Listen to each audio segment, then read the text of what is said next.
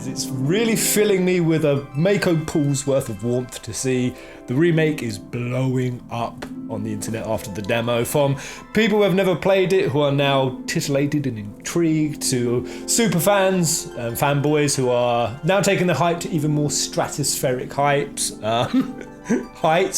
of hype, and then even those who were quite skeptical are now switching and becoming kind of advocates of it, because that demo was quality. I as a gamer, am very strange, and my friends always call me out on it. Gameplay is so secondary to me over story and feels and characterization. Now, I'm gonna be honest, coming into this remake, I wasn't even expecting a really high grade quality kind of gameplay experience. I was expecting something that was floaty, hack and slashy, you know, especially when early days Nomura was saying it was Dissidia-esque. Dissidia NT he was referring to, which was even more concerning, because obviously that's floaty McBoaty, especially when you combine that with him saying it was also Kingdom Heartsy. Of course, 15 had shown a lot of input, or should I say inspiration. See, I thought it was going to be kind of a mix of all of those, floaty, hack and slashy with materia sort of shoehorned in. I'm so pleased to say that's not what it was at all. It genuinely looks intriguing, Type 0-esque, which for me, I love that game, 300 hours back to back, but that wasn't the biggest takeaway from the remake. If I had to summarize my review of it in one word, let's go with two. Jessie Boner. I'm loving it. I'm loving seeing how much people are falling in love with Jessie. The comments, like, I don't know if you can see it that well on this screen, but here we go. Jessie will one day be one of your favorite characters. 1997, me. Okay, 2020, best girl! Yes, everyone is loving Jessie. I can say from that demo, you know, she's definitely wearing her thirst on her sleeve way more. The flirtations are just, I mean, they're so blatant. They're so obvious. Even Jim Sterling agrees. He cracked me up this morning. I want to show you this. So yeah, Jim was really sour about the idea of a remake happening. He's kind of getting a little bit converted now. But just the way he started his video, let's just watch it. Soldier Boy's deal. Is he one of us now? He's got balls this, Let's widescreen this.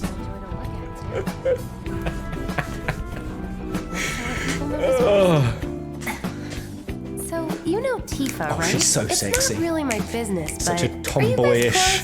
He's got balls. Would get that. Baby blues of yours on me. Balls, Get balls. That. Yes, she is. Woo! Oh man, I really hope there's a dating mechanic. I mean, we kind of know. So this video is going to be really chopping all over the place because we've got so much to cover from directors, Kitase, Nomura, Hamaguchi, other little tidbits like that. I mean, I just want to quickly finish in Jim's. Where is it? He said something fucking hilarious. Jim can be a sour old bean at times, but fuck me, when he's funny, he can be funny. I think it's here. Which is why you all are here, and I'll do that. I've got no problem. If you think the game's great or perfect, there's no other option, by the way. I'll agree with you. It's good. I like the animations of the characters, especially. Character animations are really nice. Very expressive. Jessie here is thirsty as fuck. She's talking about Cloud's balls there. Now, in the original, Jessie clearly fancied Cloud, but here, she wants to get on it. And I think she should get on it.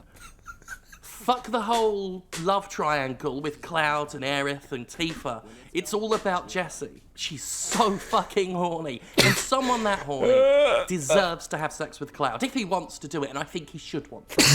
Anyway.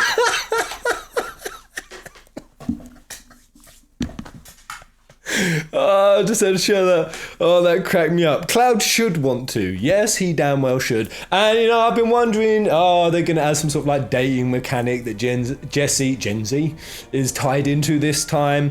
I kind of doubt it. It'd be nice to see that. Personally, they could go as far as they want with Jessie. Like, add the dating mechanic. If we lean into her side, you know, when she's at the plate, we just have like a real squee romantic moment. Fuck me, I'd have it. I think they won't do that, and they probably shouldn't. As much as I like them to fuck Aerith and Tifa off, to be completely frank, because I just love this girl so much, I doubt they'll do it. But we do know that there is that option mechanic. Eurogamer here, they kind of confirmed, because they've played extra parts of it, that those dialogue options, and we kind of knew it from Nomura anyway, You know, like when Aerith comes to give us the flower, we can either say yeah, or we can say nah, and she'll still try to give it to us anyway. And Cloud's really just kind of dismissing and flipping. That's the really curious thing. You know, Cloud should want to, Jessie. I mean, what Cloud should want to do, it makes no freaking sense. I mean, 2 years post FF7 Advent Children, for Christ's sake, he lived with one of the hottest video game whammings of all time, and he seems like he didn't tap that. He probably did, but I mean, he never hooked up with her, and Tifa was all despondent and rejected. So what Cloud should do and what he does do, I'm really going off on a Jessie tangent here. I mean, but even Erica Lindbeck, where was it? Even she is like in on it now. Like, she knows. I saw this tweet from her the other day. Oh, wait, hold on, what's this? Oh, it's Sreliatu again. Oh, Sreliatu, you've got to stop making such dank art. Oh, would you give Jessie the flower if you could? Would you give her one? Oh, I'd give her one. Absolutely. Oh my gosh, this artwork. She is, yeah, she's becoming way more of a fan favourite than she ever was, and that just fills me with so much glee. But yeah, people letting me know that Jessie is thirsty for Cloud like I don't already know. Nibelheim. We have actually seen it. I'm really loving what they've done with it. It kind of has like that bleak, stony, cold, grim aesthetic that Nibelheim has. Like, oh, look at that. It may be Tifa and Cloud's childhood home, but you know, the theme, just the stony, dead, grey mountains in the back. And we got wee Tifa! Wee babby Tifa! Hey! Are you ignoring me? Oh, I love all of this. I love this. I put this out on Twitter, but is anyone else seeing it? Is anyone else seeing Haina there? And Smole, Kylo Ren? Wow. So a shot of Nibelheim. And yeah, all going back into Cloud's memories, which is such a huge plot device. And in fact, I'm going to do a video after this, a Sephiroth kind of etymology, lore, theory type video, because what we're seeing with Sephiroth is by far going to be the biggest game changer of the remake. They are altering so much of how he comes into the story, at what times he does, how he interacts with Cloud. And I really think it's going to change Sephiroth completely as a villain. And I feel like it's because there's so much influence coming over from Advent Children, even slightly Kingdom Hearts. You know, I'm getting the sense that Cloud's memories being reenacted throughout, Sephiroth coming and tormenting him. It kind of has that I will never be a memory as long as the darkness, I am your darkness, me and you are the same Cloud kind of vibe. And I've got some pros and cons with that approach that I really feel Nomura is taking. Because while I think that could definitely elevate in Sephiroth in some ways, I think it could also detract from the kind of parasitic, alien, confused, elusive, Messiah complex type character he was in the original. But I'll cover that all in an upcoming video. It was also really cool to see Eurogamer kind of confirm what we saw in the demo and what I suspected when we saw that part, you know, when they're altering the configuration of the Airbuster. Yes, indeed, we get to alter the fights. That is such a beautiful, awesome, well thought out idea. I love that. We get to change certain parts of the Airbuster's build, and then it will alter what the boss actually uses and how many missiles it uses, or like the AI programming or something. Yeah, basically it alters the fights. That is so juicy. This is also very juicy. I'm not talking about Tifa's side leg, though that is also very succulent. We also got a little glimpse of some the variations in the gloves. So those are her feather gloves. Oh my god, the accessories and the change of weapons, especially on Barrett's gun arm. We think they're just going to look incredible. Oh, such a naughty shot. Oh, I said it in the demo. I really hope we get to bloop, bloop. We're actually doing it. We have to press the buttons in synchronization. Finally, the last thing I want to cover from this really awesome Eurogamer video. So they showed us Leviathan coming in at the end. Well, that's it for it. But here during the Airbuster fight, oh yeah, you see Levi there. So kind of like FF15, certain summons are going to be environment based. So based on whether there's actually enough room for that particular kind of summon to appear, whether it's going to make logical sense. So we won't be able to summon all things in all places, and I think summons are going to be kind of like 15 in the sense they come in an hour of need. But it's not going to be done the same way as 15, where we're kind of completely unable to summon them until we're freaking dead, and then it's just totally randomized, so we might end up only getting Rama a million goddamn times. It ain't going to be like that. The director said it ain't going to be like that. We are going to have some control and strategy in how we summon them, so there may be terrain specific in some places, but it won't be as limiting as what 15 was. Now, this is the big saucy one that I keep getting blown up on. Red's not going to be playable. I think a lot of people immediately jump to the worry that he's not going to be available for part 2, part 3, just because Hamaguchi didn't actually confirm that. I'm going to go ahead and say he absolutely will be. There's no chance he won't. Hamaguchi just simply said he won't be playable in the first part because he comes so late in the game.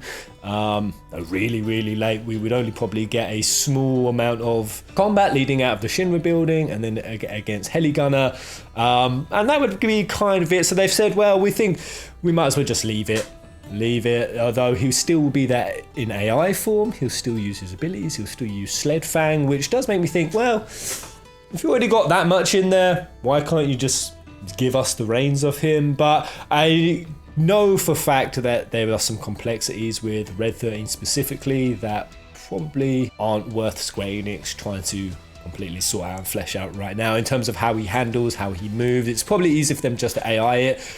And I remember this because with Dissidia NT, when someone asked, will Nanaki be arriving? And they said, probably not. There's something really difficult about doing a quadruped.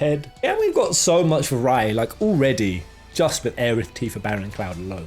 So much variety of combat and play style that I don't really see the need for. What I'm seeing some fans do is complain a shitload. Now let's go on to the interviews, although saying that quickly before we do, a moment ago when I said, Sephiroth, he seems like he's taking us some like Advent Children, maybe even Kingdom Hearts, his kind of concept. I'm trying to get in the mind of Nomura where he sees Sephiroth now.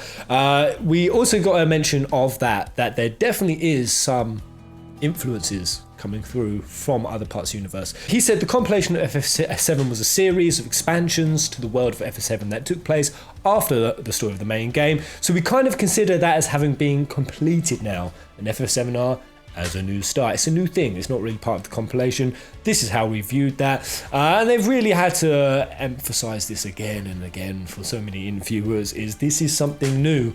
I think they even say in this interview, there was no point in our mind of doing a like for like, because we're already seeing it now with the demo, is parts that fans distinctly remember, you distinctly remember, like, oh, I remember that scene, that's really cool, that's giving me nostalgia. But 3 games, if this is a trilogy later, man, even 5 hours into playing the first part, like, it's gonna wear thin if you know every step of what's coming up next. So yeah, they really want to make this something new. However, saying that, though FF7 presents a new start of the universe, we have very much taken into account all of the extra additions to the world and the story that we've put into the compilation games and movies, and they're all represented in the backdrop and in the background of the universe, so they're all worked into the story somewhere. Now, yeah, I think that is more than even just sort of cheesy throwbacks, like Easter egg kind of thing. I mean, I missed it in my demo, but Benora White.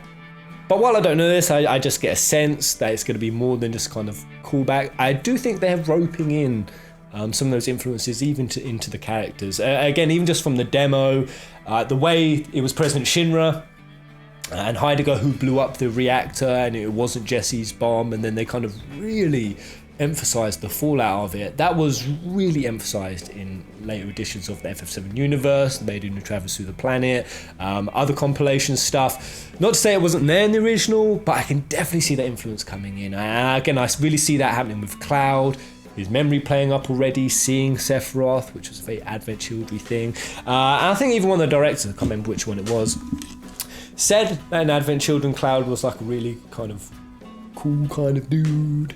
Certain things that they're taking influence over. While they're doing that, they're still mindful that in the original, Cloud wasn't like that. He wasn't a cool guy. Sometimes he was cringe, sometimes he was lame, he was a bit of a donut, still a bit insecure about stuff. So yeah, I get the sense they're trying to really balance both worlds, and we should get a really interesting mix.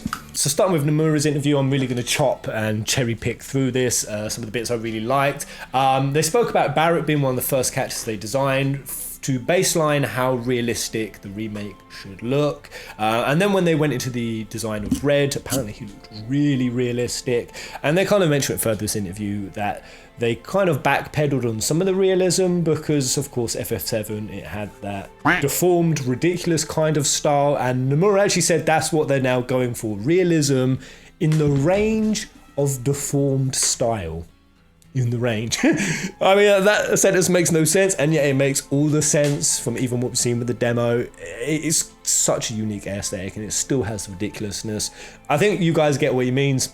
I certainly do. And then they also mentioned that 3 of the Turks designs, and they even think a soldier, even the new one, Roche, is designed by Roberto Ferrari. For those of you who don't know, he did a lot of Final Fantasy 15 work. A lot of stuff. Arden, I think it was, Aranea, definitely some other characters. I think I was just surprised to see he's actually coming back, because I know that there were some sour notes left off of, with Roberto specifically, with 15. A lot of designs, his designs were changed in a way that he didn't like. He was limited in a lot of the designs. I even remember Prina and Umbra. Originally they were going to be ninjas. Ninjas, people. They were dogs that transformed into actual human ninjas. He had designs for the ninjas that he really loved, and they got cut. So yeah, there was some real frustrations from him, but he back. A few bits on voices. I think they're probably talking about Japanese, so it don't really matter, but I expect a lot of the thinking came over. With Red, they needed a voice who could handle a wide variety of tones. Definitely. With Young Cloud's voice, they ended up picking a kid from a rural area. Again, I guess in Japan, well, definitely in Japan. They came to Tokyo. I'm happy we were so meticulous and patient with the casting. It matches the delicateness, cuteness, and husky feeling. Yada, yada, yada. Voice stuff. I'm personally really happy with the voices. Really happy with what I'm hearing so far. I know a lot of people have a lot of discretions with it, specifically. I'll show you this video quickly, guys. I've got so many tabs open right now. There's some people who are genuinely hating and saying this is ruining the remake for them. So someone has put all the grunts and groans together. And a lot of people asking why. Why are they grunting so much? Why are they groaning so much? People don't do that. Get down here, Merc.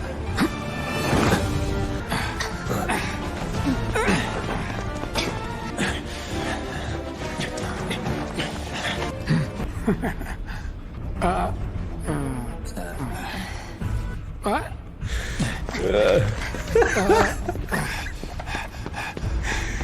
I mean, I heard them, but they just blurred for me, like they seemed normal. I mean, clearly, the remake is going for over the top voice acting. I kind of get it, like sometimes, you know, if a character's having a thought, it just keeps going, Jesus.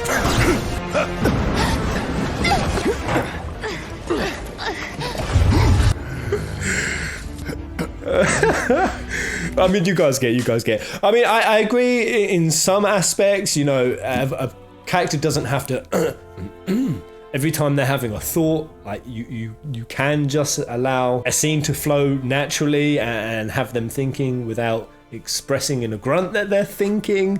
I mean, as for the rest of it, there was a lot of stuff happening in the reactor explosion. Everyone's adrenaline would have been high. Everyone would have been. I mean, goddamn. I think it all worked in the scenario, but yeah, I hope they don't go too far with it. And in fact, I think Nomura also recently said in an interview that he even thinks perhaps they did.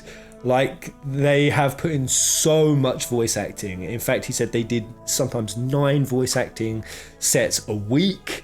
And he says he's never seen a game with this many voice lines added into it. And of course, that's not just the base game, with all the new NPCs, which there looks like there's a bazillion. And we can even see from 15 that really came over how many voice lines and varieties of it they put in. But yeah, even the varieties between a single character, all the optional content, of course, things change based on what we do. And apparently that really goes deep. Like the way scenarios can change. Nomura even revealed, you know, when we infiltrate the Midgar office, if we go up the stairs, depending on how far away we're running from Barrett and Tifa because they go up the stairs at different speeds. Based on where we are in comparison to them, the voice lines will actually change. So I guess if we're at the back, they're going to be telling us to hurry the fuck up. I guess if we're in the front, like Barrett's behind. Basically, I just really hope Tifa still calls Barrett a retard. Another huge part that Nomura focused on, I think Katase also mentioned this in the past, and I can really see it and appreciate it, is a lot of people concerned about it being just Midgar. Oh my god, Midgar's very, one aesthetic style. It doesn't cover anything close to the rest of the regions. This person said about, there's ice, there's desert, there's mountains, there's space, there's sea, which I've emphasized in the past. But Nomura once again says, though it is just Midgar. Hold on, wait. I did not read this part before. Wait, there are many events in the main story, like a scene where you end up visiting Jessie's parents, eating dinner? What? Oh my god, Jessie, main girl. What?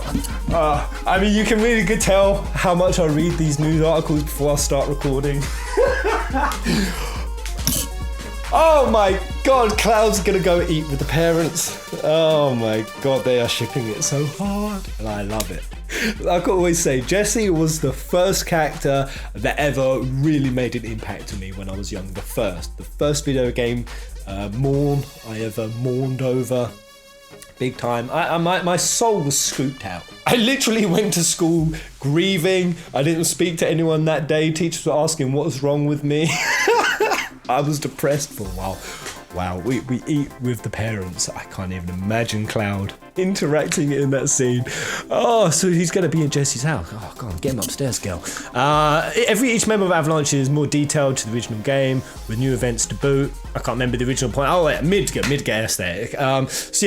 He goes in to say about how, though it is Midgar, there's loads of parts of Midgar that they're going to kind of separate culturally. Like each sector's going to have its own sort of culture, its own kind of personality and vibe. And then finally Nomura talks briefly about quests. After seeing a few screenshots of what looked like fetch quests, I think it was like, those pesky rats, or the kind of quest titles that are like, are you going to get me slaying sewer rats? Fucking like fetching you some vases and crap. Nomura's actually said no, there was originally going to be a boatload of quests. Like apparently the team had just gone over the top with it. There was so much in there.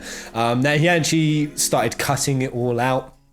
And a lot of those fetch quests were stripped away, and they decided to stay with qualitative questing over quantitative. So everything that was pertinent to story, everything that brought something to the emotion of the game, they kept and emphasized. So that's really good. I don't mind the occasional fetch quest. I don't mind it. One or two, no more.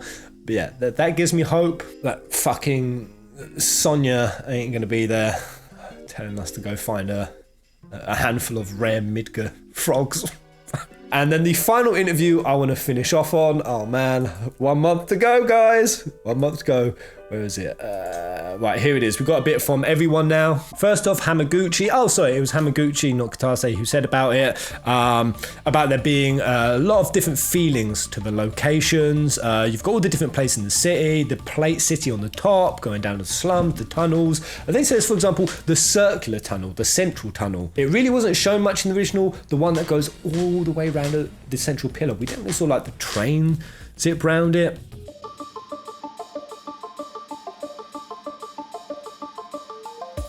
Hamaguchi again, this is kind of what I emphasised with the summons, how they're going to come in. Specifically, this interviewer though asks, we're getting Ifrit and Shiva at parts of the game that's way earlier than we did in the original, and he kind of says, if we wanted this to be a satisfying standalone game, then we really needed to bring some things forward, change it up when they appear. This was one of the first videos I ever started this channel on, is talking about if they did a trilogy of this. I broke it into percentages. Like the first half had something like 20% of the story, the second had like 30, the next part had 50%, whereas the first part had like 18 bosses, the second part had 9 bosses, and the last part had 3. When you actually broke down bosses, story, summons, materia, and optional content, it was just all over the place. So yeah, he's speaking about how they have to reconfigure it all up, and especially with summons, I don't really see an issue. and then bring it forward because there's so many in FF7.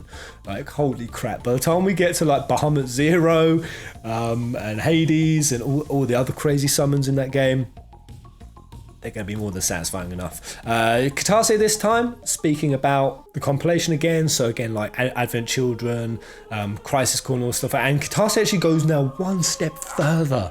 This is pretty hype. This is pretty huge. He says, while I can't give full details, exactly how many times or where they're referenced or anything like that, I want you to know that all of the lore from the works created after the original game, the compilation of Final Fantasy VII, that's all very much in the base of the canon for the remake. And going forward, it will be too. Oh, what? Oh, I mean, so yeah, that kind of is our most definitive answer on the compilation stuff. While Nomura really made it seem like, you know, when he said we're breaking the canonicity, we might use some tidbits and influence, but no, it's not really going to count. Katase is now kind of clarifying that in a whole different direction, which is it's all going to be very much there, and even the baseline for the canon of the remake. I'm guessing, they'll still change it, but wow, who knows what we're going to see now. I did a video, I'll leave a link to it in the description, check it out if you want. I think I did 7 characters the Final Fantasy VII Remake could surprise us with.